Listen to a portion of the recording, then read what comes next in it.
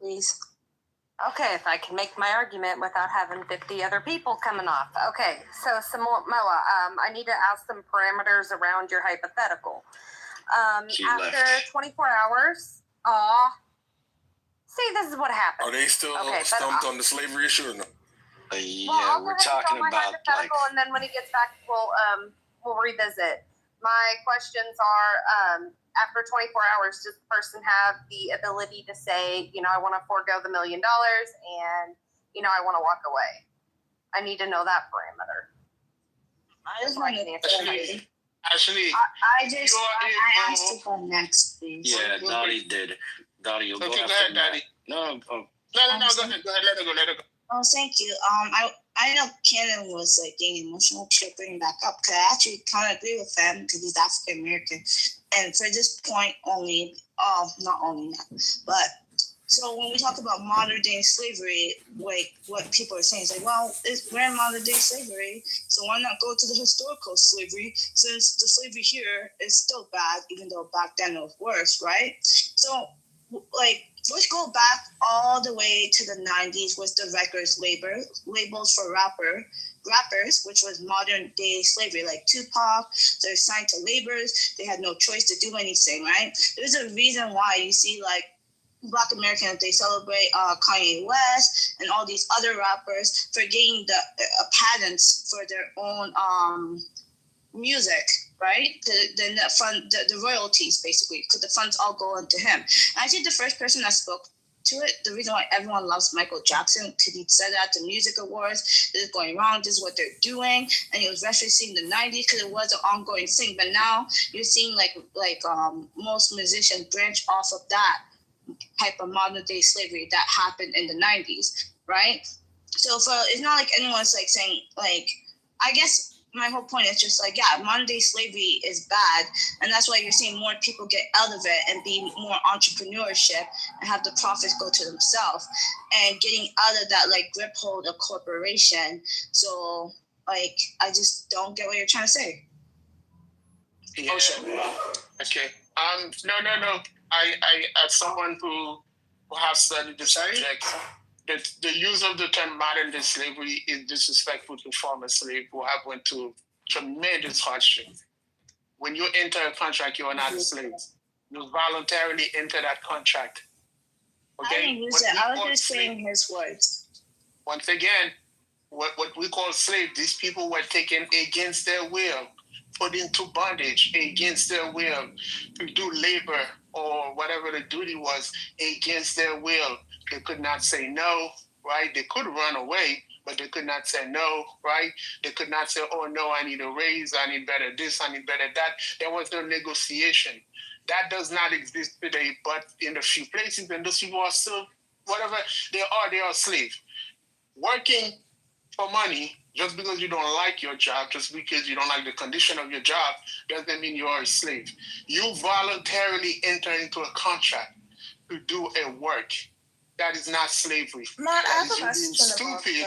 That is you being stupid and accepting low wages because you refuse to do no, wait, Matt, I have a question. Yeah, I just want to say to Matt, I agree with you. I don't I wouldn't.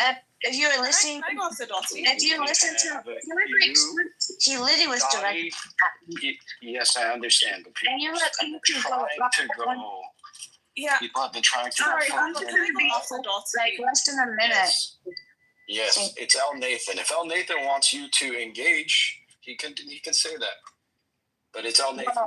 It's fine. She can engage if you want to. Let her engage. But I was just gonna say, I wasn't agreeing with the guy when I say modern day slavery, because that's what he was talking about. I don't agree. I agree with you completely. That is different.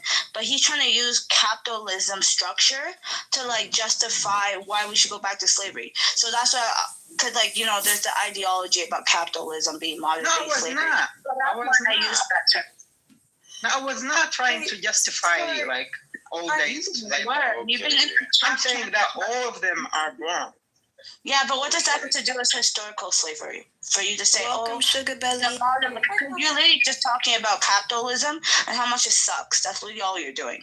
No, the thing is, like when you are in a police station and then they recommend you, if you don't know the laws, don't speak, because take a lawyer, for example. People can agree with things, but they don't have the full knowledge about the consequences of this decision. Signing a contract or whatever, like they will not know how much of their freedom they are going to trade. Right? Yeah, but you can't say advise people. It's historical slavery. And I use your own language, right? I didn't say that. Can you interrupting? No, because he's trying to use like modern day like contract stuff, and that's why Matt was like trying to correct me, saying, "Well, that's capital. Like basically that's capitalism." Look, Matt made a bad argument. I have a question from Matt. Hold on, Sugar Belly. That's why I said, why do you think most people are trying to get patents because of bad contracts? Is what I was saying. Hold on. So Matt is trying to say that the only form of slavery that exists is if somebody is taken against their will. We all understand that that's not the case, right?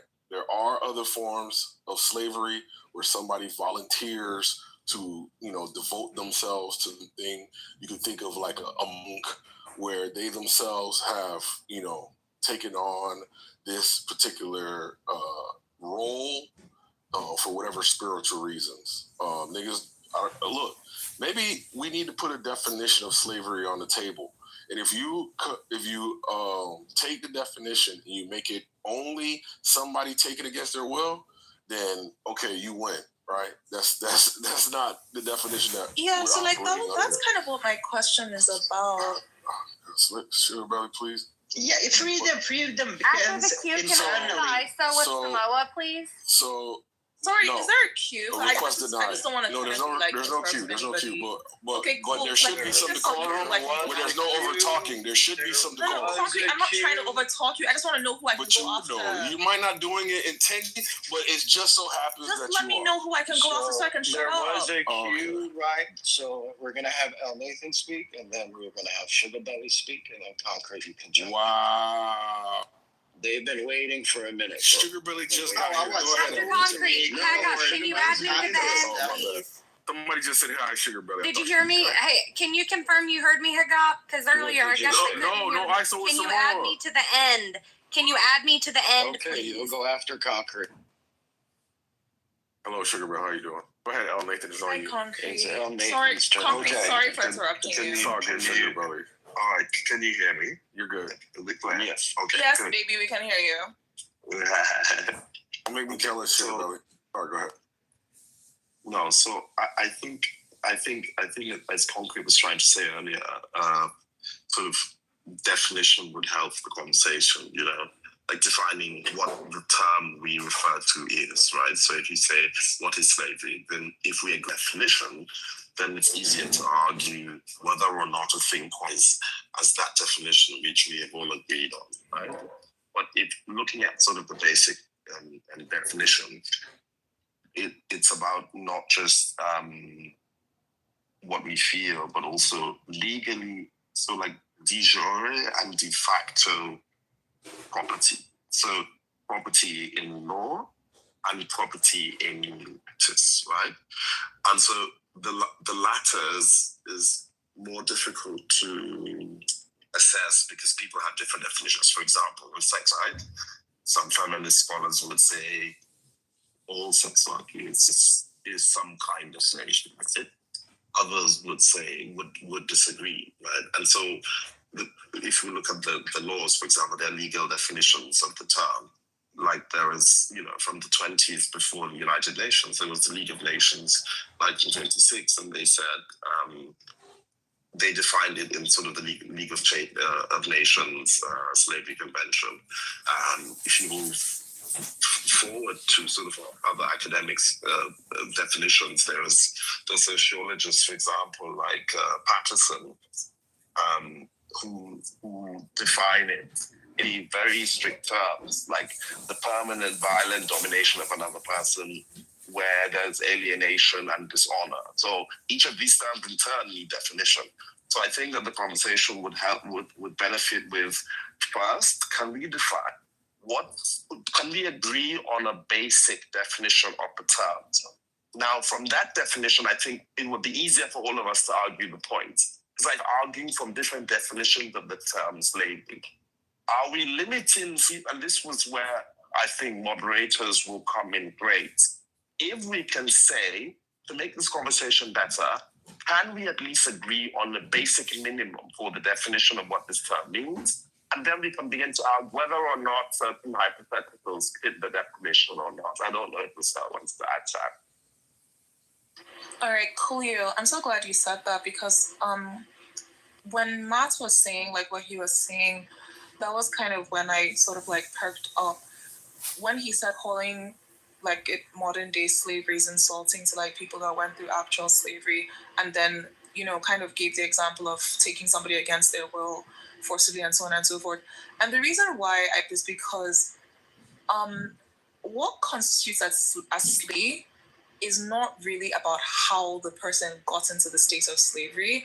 It's about the conditions under which the person is, and like whether or not those conditions qualify for slavery. So by definition, a slave is a person who is forced to work or obey another person, or forced to be excessively dependent upon or be controlled by another person, and then in some systems may be considered the property of another person, right? This is what a slave is by definition. So it has nothing to do with how the person became a slave.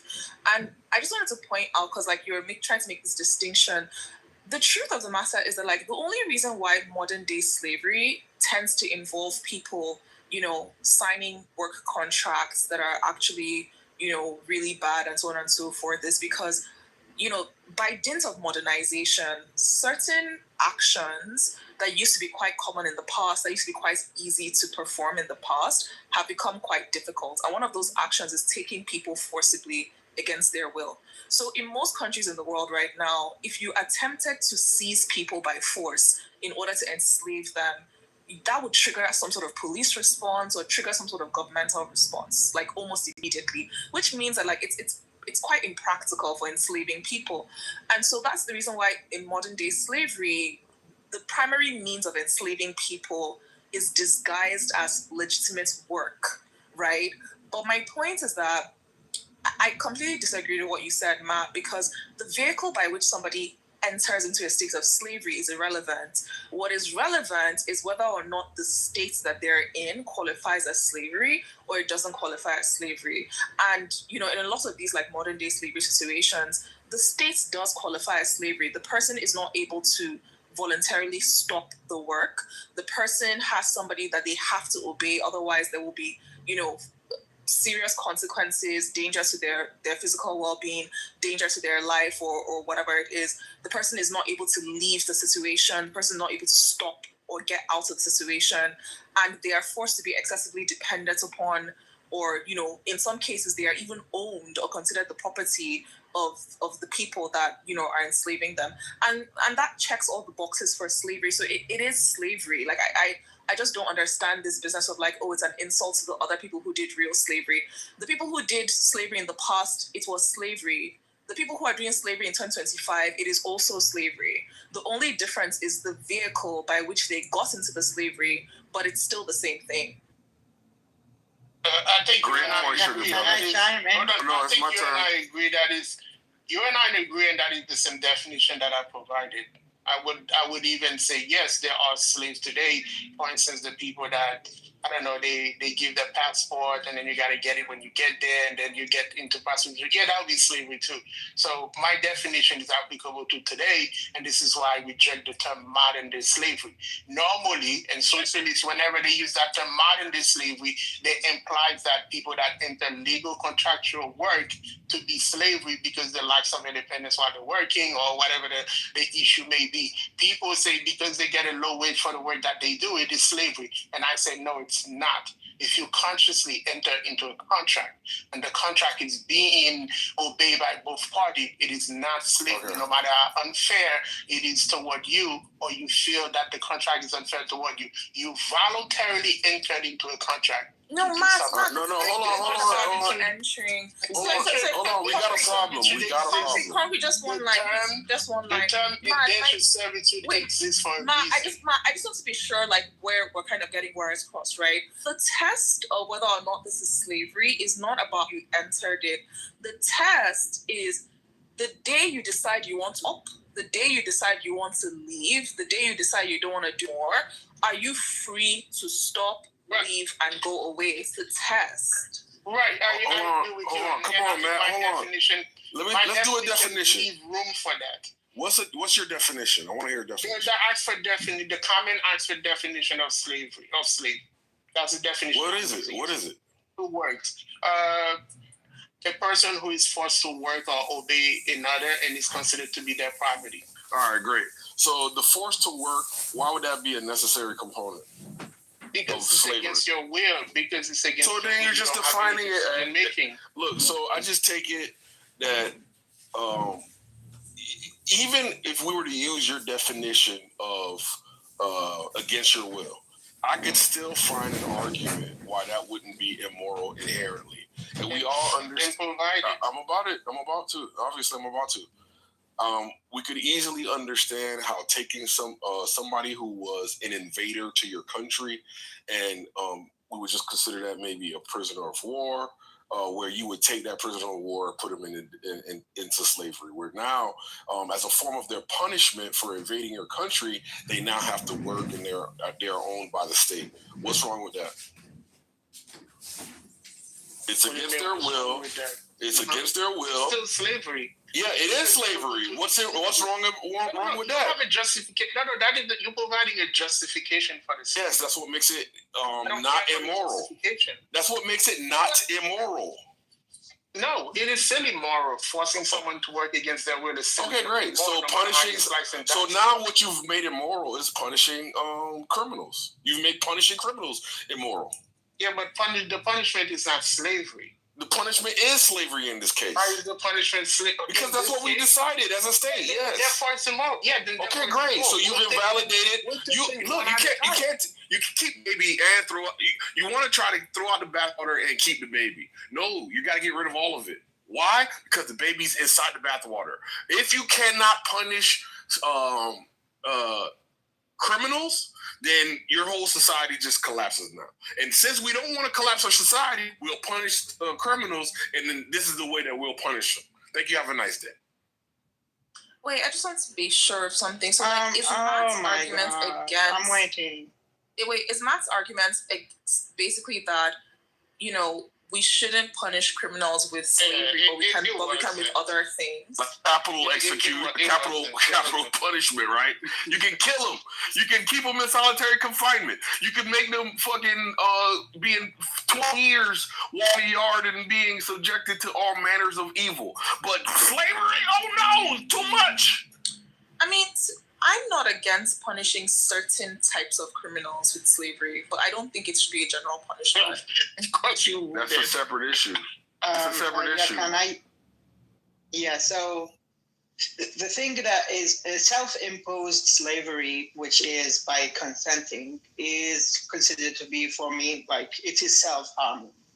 And I don't agree with self-harming. What do you mean self-imposed slavery? Describe that. Agreeing to be a slave is like you are being consenting to be a slave is basically self-harming. And I treat it the same way as suicide.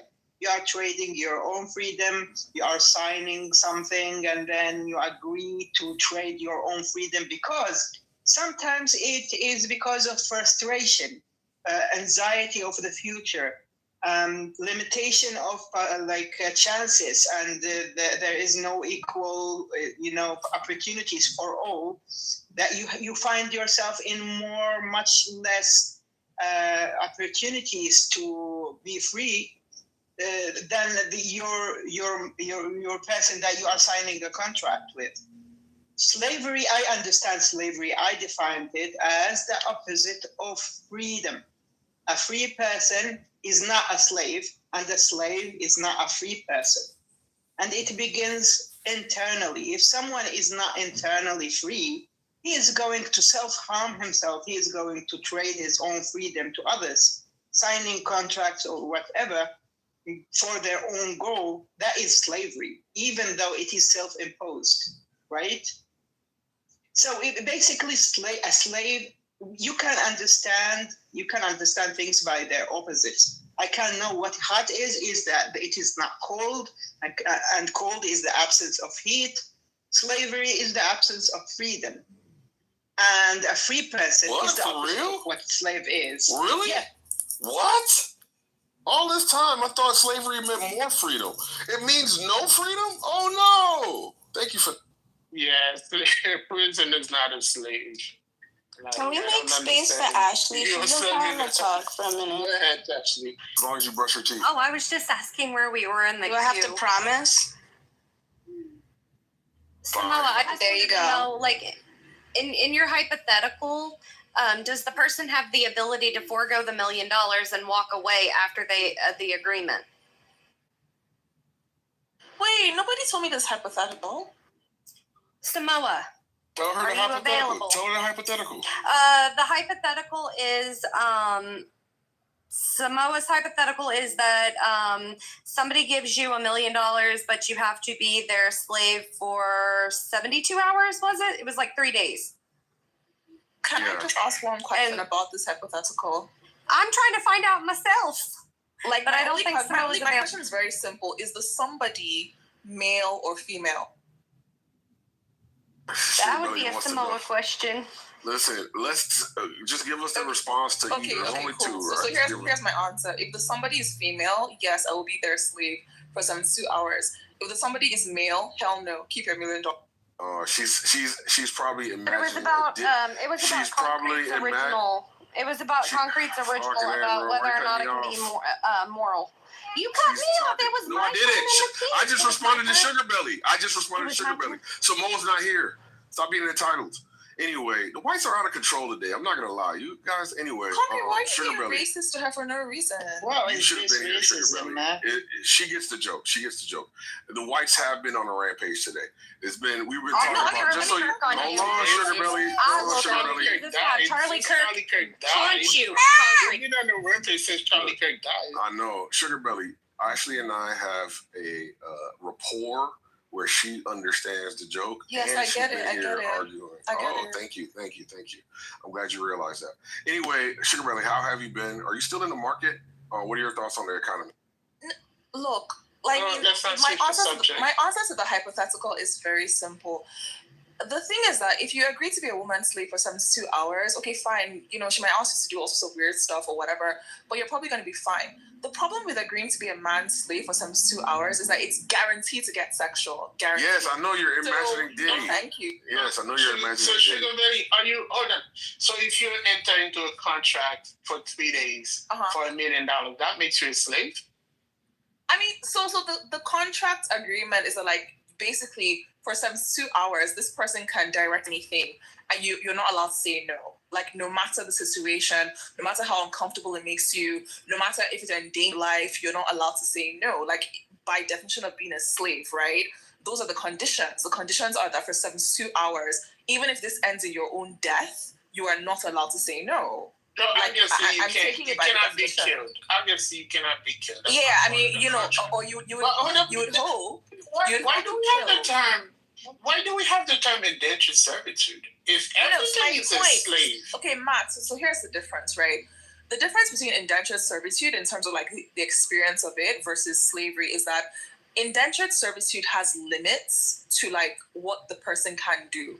By definition, if you are somebody's slave, especially if it's the chattel type of slavery where by definition you are somebody's property, that person can end your life and nothing will happen. Like that is the full range of power that like being the owner of a slave gives you. But you can't just kill your indentured servants without consequences. Like, correct. In this hypothetical, you dying is not part of it either. Matt, can I just $1 million for 3 days. This is why there's a 3-day clause. Obviously, you cannot be killed. Matt, let me just say something. Sugar Belly, I think that and this is a stupid point because agree with the general point, but you realize that even in actual slavery, there used to be laws about how slavery could be conducted. So it is not, you don't need to, like, so even in places where there was slavery, you couldn't just like kill your slave, right? There used to be laws. Yeah. So I just wanted to add that to say, like, just because a person is a slave, so here's the thing. On place of the person doesn't need to be able to do anything with you in an unlimited way. Often within that institution, there will also be rules. So in every sort of, for example, if you think of Muslim slave, was different, right? So for example, you couldn't enslave another Muslim. Or if your Muslim slave converted to Islam, you needed to extend them certain rights, right? But it didn't change the fact that that was slavery. In fact, there were, hence the different types of slavery, right? So you don't need to be able to do an unlimited amount of things to a person for it to be slavery. That's just what So I'm not saying that like you have to be able to do that for it to be slavery. What I'm saying is that by definition, slavery is inclusive of that. Do you get? So what I mean is like you have all around the world, different cultures, different histories, different ways that like they did their own slavery. But my point is that by definition, slavery is inclusive of all the systems where you can just kill your slave, like without questions from anybody. And historically, there were such systems. Like within a system, maybe it didn't apply to every single category of slave, but the point is that historically, there were systems where, within the population of slaves, you also had sub categorizations of slaves that you could kill them or whatever, and like nobody cared. Really good example, we're from a country where human sacrifice used to be endemic, right? Everybody who got sacrificed was a type of slave. Nobody had an issue with like sacrificing these people. Yes. I just wanted to add that new dynamic. I just wanted to add to say for the base level of slavery, you don't need to have that unlimited. I get it. But yes, of course, I agree. Another example is like slavery in Imperial China, for instance, right? On the surface, were you meant to be going around killing slave nilly? No, you weren't meant to be doing that. But a lot of the royal family, like for very little things, somebody would break a jade teapot and that person would lose their life. Or somebody would have a miscarriage or like have a stillbirth, and they would kill off all the people that assisted with the birth, that kind of thing. And there was no consequence because these are the masters and like these people are the slaves. So my point is not that you have to kill people for it to be slave, but my point is that slavery by definition is inclusive of systems where you're allowed to kill the person with no consequence. It doesn't mean it's going to apply to everybody, but like it includes that. And I say all this stuff to say that I don't want to be a man's slave, okay? Because if you're a man's slave for 72 hours, it's going to end up with like his dick in your bum or his dick in your something. Okay, I can be a woman in 2 hours. I am not going to agree. I'm not going to agree to be a man's slave all the time. Really, what if you added the stipulation that there would be no Diddy-esque encounters and there would be third-party supervision, which had the authority to shoot to kill in case any Diddy-esque. You underestimate how creative men are. Oh, nah. See, look. In their pursuit of perversion. Then that's not manipulation. On this condition, you can manipulate someone to enslave them. This is what I mean by the watering down of slavery. Like, none of this condition you guys are attaching is making it more slavery. It's actually making it less slavery. Just like we have OSHA, that's making sure you don't abuse your construction worker and provide them with a safe environment. Yeah, in slavery, there's no such thing. Yeah, in the past, in Arabia, down of the term slavery. Yeah, in the past in Arabia, I have to agree with Matt, like on this point. Yeah, in the past in Arabia, the people who will enslave people.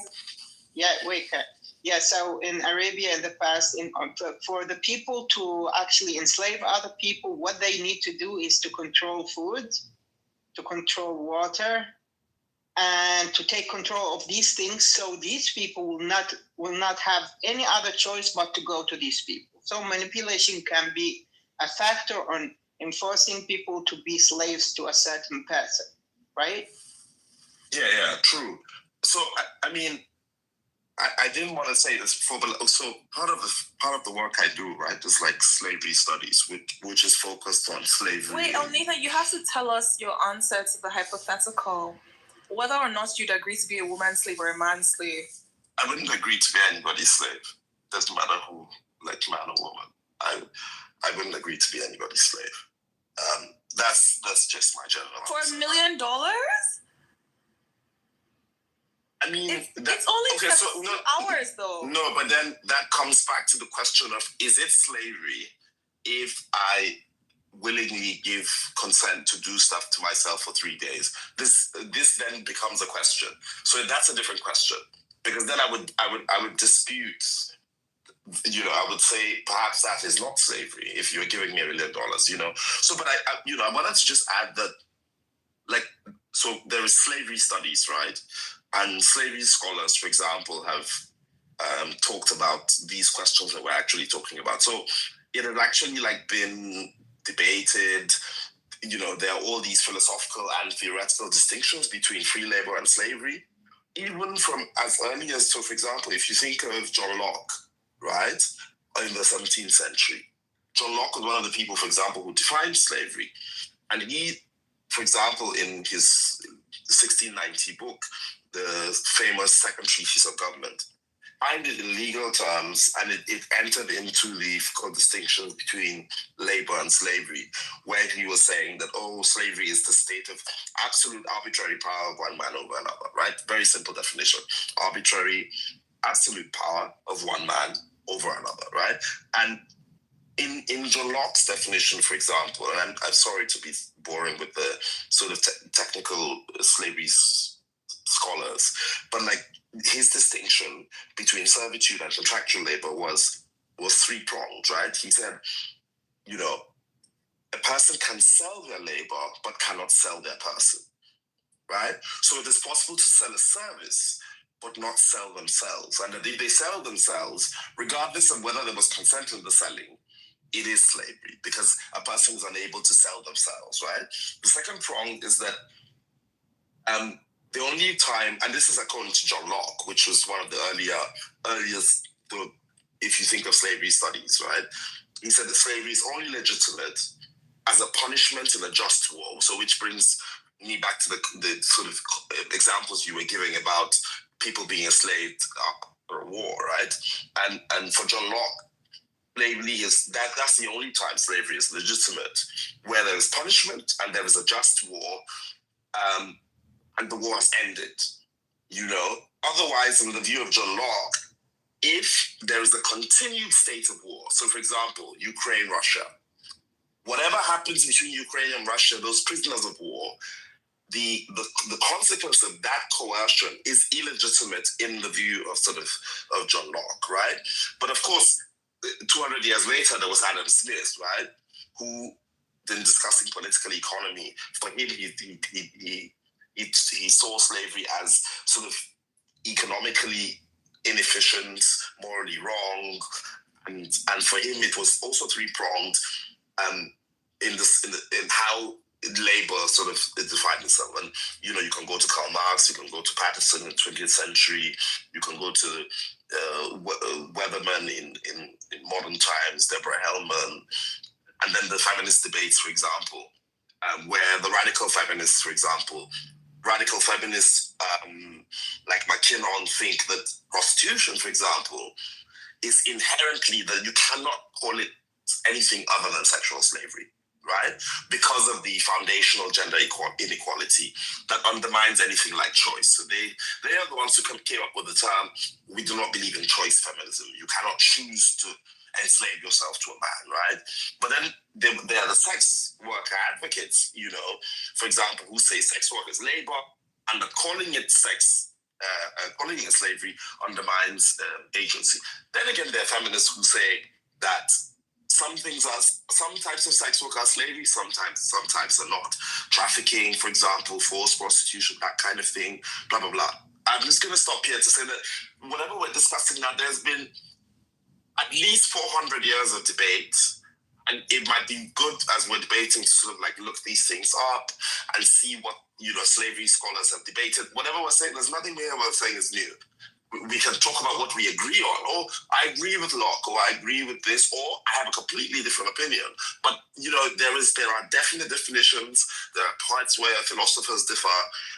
It's we can decide to be on either side of the argument. Sorry for boring you with the technical. May I speak next, or is there a queue? Hi, go for it. Hey, so pardon my ignorance. Let me turn my, okay. So I was asking in the chat, El Nathan, what type of career do you make with a slavery degree? I mean, would it walk me through it? Maybe I'm ignorant to it. It's not a degree. It's I'm in the research of slavery studies. So, for example, that's your master's. You doing your master's or no? No, I actually teach. Oh, okay. But I also have books around this that I'm working on, essays and so on, like academic work around, but particularly slavery in northern Nigeria. This is my specific area. Slavery in northern Nigeria pre-colonial times. What is now northern Nigeria? So Hausa land, the Kanuri Empire, all of the sort of smaller kingdoms around what is now called northern Nigeria, if you will.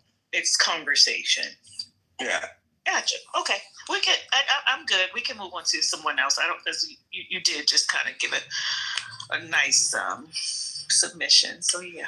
So I wanted to say that, and I'm not like, I didn't do slavery studies in school, but I will say though that I think that somewhere or something in which like it actually does really important work is getting people to realize that certain systems that they see in the world that they don't realize are strange, or they don't realize like are problematic, are actually slavery systems. Like a really good example of this is like Chokosi in Benin Republic, or Money Wife in like southeastern Nigeria, in like Cross River and Akwa Ibom. They have this thing called Money Wife, right? And in Benin Republic, they have this thing called Chokosi.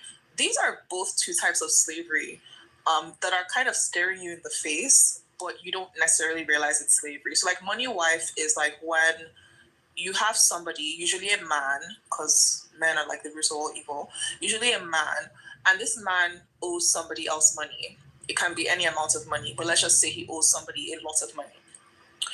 And for some reason, he can't pay the money back.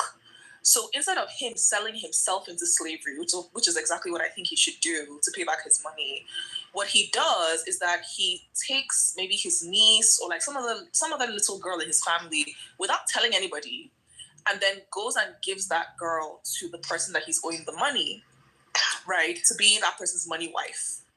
And so that girl is then forced to live with the person that he's owing the money, usually another man, and, provide sexual services or whatever it is, and free labor, or like whatever it is, for X number of years until the debt is considered paid off, right? Chokosi in Benin Republic is kind of like a variant of this, but the difference is that I think they don't give the child or the girl to the person that they owe the money. They give her to some sort of temple or shrine or something to kind of work the debt off in some way, shape, or form.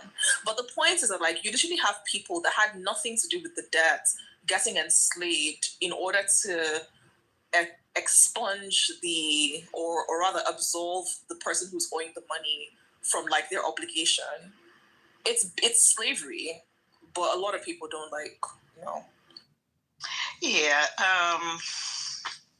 I was just sitting here listening. I mean, I'm sure there's some form of something here in the United States, but we try not to focus on that slavery thing because it was such a problematic situation for us here. So you have to understand, I don't want to hear nothing about slavery, but when you guys brought it up, I'm like, what the hell? But at any rate, I can dig it. It's somewhere else. I don't understand. Like, what is going on? Were we the ones who brought this up? Like, No, I don't know who brought up this. Yeah. It was Andrew. I'm seeing somebody writing in the chat. It Sugar was Belly killed Andrew. the room and blah blah blah. Like this is not my topic. I didn't bring it up. It was Andrew. Why am I now being blamed for the topic that other people were discussing? Like, no, you just rebel demons. You just rebel demons. That's it. But I just wanted to add, in response to the last speaker who talked about the sort of sensitivity of African Americans to the subject. I often like to remind Americans that whereas, they might have been talking about slavery from a long time ago, there are people who are still slaves now. I mean, I'm okay with that. I'm okay with that. Yeah, I can dig it. You don't have to say that. We know there's slaves over there on another continent. I can dig it. Yeah, so yeah, that's fine. You can dig it, but we can't mention it on Clubhouse. Yeah, like I'm sorry. So Miss Nobody said that. I have to be honest. You did. No, I was listening to the audience for a while. Yeah, okay, so I have to be honest. Like I kind of feel like this conversation took a weird turn. It did. And that's why I'm very disgusted with it, because it started with Andrew, who's not even here anymore. That's what I'm saying. And people are coming up saying things like, this is what if you think you're a slave, you're going to be. So I'm like, where the hell did this come from? It was Andrew. Andrew said something about he doesn't see anything wrong with slavery. It's something about he would have them sleep in a big house, all that foolishness. So no, I don't. When you came in, it took a wrong turn, Sugar Belly. So that's why we're here. And I'm like, what the hell? Thank you. Yeah, this is interesting, Frey. It was actually a hypothetical by Concrete. Yeah, I think or like a morals discussion. It was a morals discussion. Like, could it ever Y'all be? got a weird, are there any situations way of having conversations where it could be moral? Miss Ife, there's nothing wrong with having conversation, especially about slavery, right? Those things persist for so long because we refuse to talk about it. We refuse to face it head on. And I know you're in the Baltimore area, so I'll recommend you to go to the African American Museum. I know exactly where to go. Right, go in the basement, soak it up. I know. Right, I know. Go in the basement, I've been soak here it over up. 4 decades on this. I hear you. I hear you. I know about it. Go. I will also say, with that nice American passport, go to Guadeloupe, go to the Memorial Act. Yes. It is probably one of the best slavery museum in the world. Don't want to do that. It will change your life.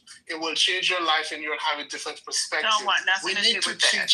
We need to teach the children about the past so that we don't repeat it in the future. But all of it. So we need to have the conversation. It's uncomfortable, but those conversations are needed. When I first started studying this whole thing, right, in the country that I lived in, I was reading one of the first papers I sort of stumbled onto was a paper by a very well-known scholar in northern Nigerian history called Lovejoy. And the first paragraph of the paper was that as early as the 1980s, there were people who were openly either talked about, sold, or engaged with as slaves in northern Nigeria in the 1980s. So for me, of course I knew about slavery just from other things, but I didn't realize how close it was to me, that in the parts of the country where I live in, there are people still being considered slaves. And of course, it's very, for us, I remember walking into the palace of an emir, and I'd done some project, blah, blah, blah. He had invited me to blah, blah, this big palace with sort of this absolutely sprawling, living room. You walk in, you're dizzy just by the size of the room. And he's so far in the distance that you can barely see him, and you have to maintain a certain distance on the red carpet, whatever. But his what I would describe as slaves told me, and they asked me where I was from, and I'm from part of the state that used to be a place where they used to hunt for slaves. And what he told me was, oh, you used to be our slaves. Like, this was said to me in my own country as an adult, you know? So the whole idea of slavery is very present and relevant in the minds of many of us. You know, you might say, oh, we were slaves 400 years ago, or blah, blah, blah. For many of us, they call us slaves now, today, 2025. Yeah, but you still identify as a slave? No, that's not what he said. What he said is that he went to an emir's palace. If you don't know what an emir is like a kind of king, and basically they were just having a casual conversation, and he happened to mention where he was from, and the emir was like, "Oh yeah, you guys used to be our slaves." Like he just said it like super casually, like, you know, like, because he used to have slaves, he used to own slaves, or at least his family used to own slaves, and he was like, "Oh yeah, like you guys used to be our slaves." And, like he didn't realize like there was something wrong with what he was saying. Like it was super casual for him. That's what he's trying to say. Well, yeah, the Arab people invented slavery. That's not correct, but anyway. But I think it is true. If you look it up, you can look it up. But El Nathan, I'm kind of not even surprised because don't the Dantatas, don't they get their name from like I think it's their great grandmother's slave? That's what they got their name from. So. Oh yeah, like Northern Nigerian slavery is like so. Like, yeah, it was very endemic.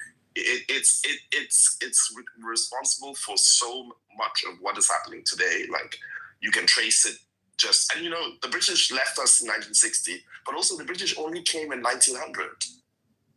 So imagine like full blown proper slavery, and the British didn't really end slavery. Wait, here's another question. The open markets. What do you mean when you say in the chat? Exactly what I said. You just said that y'all had slavery in Africa. That's what y'all do in Nigeria. Don't get mad at me. No, sorry, I didn't catch that. Can you just repeat that, please? I said Sugar said Nigeria has parts of Nigeria has slavery, and said exactly what I said. That's what they have over there, and you do. Yeah, but you said you said this is their culture. It is. Don't get mad at me, sweetie. It is what it is. I'm not mad at you. I was just asking. We're just having a conversation, right? Yeah, we are having a conversation, and I'm not mad at you. I was just asking you to like expatiate what you were saying.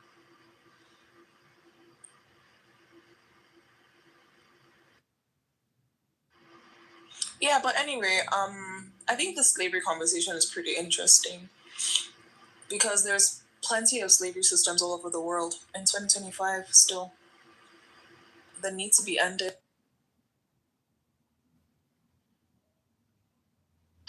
I'm a slave for you. Very funny.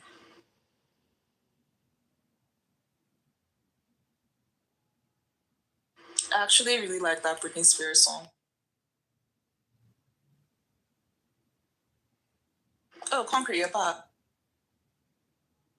On this argument, it's almost like it's like if you see a bunch of people fall into a hole, and you see there's no way out of that hole, why would you then volunteer to like also jump in the hole? I don't get it. What do you mean? The argument part of it ended, I think, a while ago.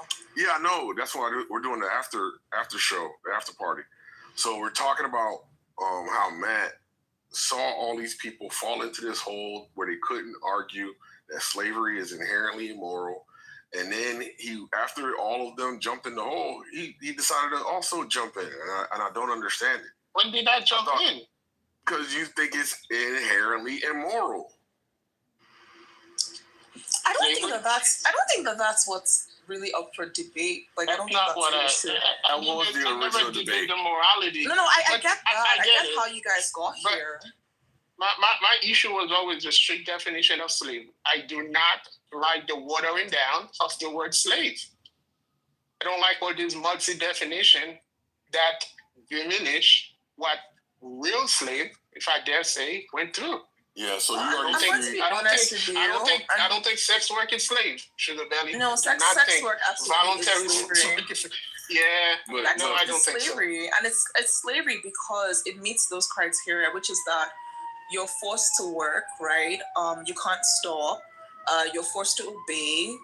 you can't get out of it without severe consequences to your life and safety, like by those conditions, that is slavery. It doesn't matter like what people think about it. The point is that it meets the criteria. So I guess Mac could say that there is. No, it doesn't. Hold on, real quick. No, it doesn't. The young woman who goes on a newspaper or online and put an ad in receiving client in an apartment in the comfort of her home, that is sex work and that is not slavery. You're doing that thing where you're trying to pick the type of sex work that you think, is based in freedom, and that you're trying to use that to extend it to like the whole sex work umbrella. So all we have to do is can I suggest something?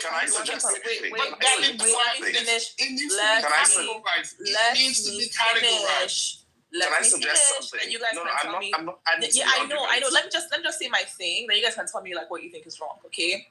So if we take all the sex workers in the world, all of them, including the ones that stand on the streets, the ones in the brothels, the ones on OnlyFans, ones who are selling their farts for $1,000 in a bottle, if we take all of them, right, and then we look at, okay, how many of these people meet like what's criteria? The vast majority of the sex workers are coerced. The vast majority of the sex workers are doing it against their will. The vast majority of the sex workers face serious consequences if they attempt to stop doing it, or they face serious danger if they attempt to stop doing it. They're not able to stop doing it freely because they have somebody they have to obey, they have somebody they have to give the money, and so on and so forth. This is the typical sex workers situation. Now, at the fringes, the outlier typers are the glamorous ones, the ones that you see on OnlyFans. There's like their middle class bedroom or their upper middle class bedroom. All they have to do is take off their clothes on a camera. There's no dirty man coming to stick anything inside any part of their body. Or the ones that they dress up really nicely. They go to meet those billionaires in Monaco or whatever. And I've noticed that a lot of people, when they want to talk about like sex workers, they talk about those glamorous ones, and then they act as if the reality of the glamorous ones applies to the average sex worker, and that's simply not the truth. So for majority of these, you can sign on mute. Like Sugar Belly, you don't have to use 75 words to repeat yourself and make a fallacious argument. Yes, that means hurry up. Take the social cue. Hurry up. Hurry up. Did you? Hurry up. Did you have something? Hurry up. You cut me off to make this horrible argument. Hurry up. Did you have I'm tired of being cordial with you. Hurry up. Did you have something? Yes. Did you? Yes, social cue. Get it. If you didn't unmute your mic, look, I let you cut me off, but now I'm tired of it. So hurry up. So I'm sorry, but like it's really not realistic. Like the experience of the average sex worker is like, yes, it's slavery. All right, so Sugar Belly is engaged in, because she was speaking for so long and so erroneous in her logic, and she knew it. So I won't. God loves me. Anyway, she was so erroneous in her argument that I had time to come up with the fallacy that she was committing. And we're going to call it the fallacy of composition, which she admittedly employed, right? All right, so here's the fallacy of composition. This is when you incorrectly assume that a characteristic true of the individual parts must also be true of the whole.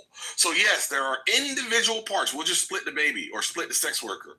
There's individual parts of sex working that are coercive and slavery. Then, as Matt described, there's a aspect or characteristic of sex work that is not. We're done. Thank you. Have a nice day. And all you did was use 75,000 words to make a bad argument. And look, I don't want to put belt to ass, Sugar Belly. What you just you needed it. Thank you. So you didn't need to explain what I said in additional words. Sorry, only thing. Yeah, we don't need additional words. Shut up, concrete. So, okay, so again, just back to the whole slavery studies thing, right? So it's interesting that even this conversation is not, even among feminists, it's not a simple conversation. There are serious feminist scholars on both sides of this argument who have said that sex work is not work, or that sex work is work. And so, for example, the abolitionists among people who do feminist studies around sex work, and they see not just prostitution, but prostitution, pornography, those kinds of things as, institutionalized sexual subordination. And that, in fact, the reason why the consent for them is not real consent is because the consent is produced by inequality. And so the line to sexual slavery sort of is thin, right? So we have Catherine McKinnon, for example, Andrea Dworkin, Sheila Jeffries, Melissa Farley. All of these people say that prostitution is inherently exploitative and degrading. And that even though there is a market exchange, that market exchange does not coerce, does not sort of cleanse this kind of position. Now, there are those in the middle row, right, that talk about the limits of market, the limits of coercion, the limits of exploitation. So you think of scholars like Magdalene, Deborah Zatz, that talk about the existence of both proper and noxious markets, right? That some markets are permissible only with strong guardrails. So, for example, rules around sex work, government protect sex workers, blah, blah. Otherwise, they will produce these like harmful power asymmetries, right? Then, of course, there are people who talk about contracts in terms of, say, if you have a sex worker and you have a contract, it can actually mask domination, and that prostitution can reproduce kind of hurt within patriarchy that it does within sex, right? So it reproduces that kind of patriarchal authority even when there is consent and all that. Now, there are people who say, well, if there are proper rules, then, for example, we can say that some people are not. So there are abolitionists, there are those in the middle, there are those who are radical on the part of sex work being work, and that is, for them, it is tied to the agency of women to be able to deal with sex how they see fit.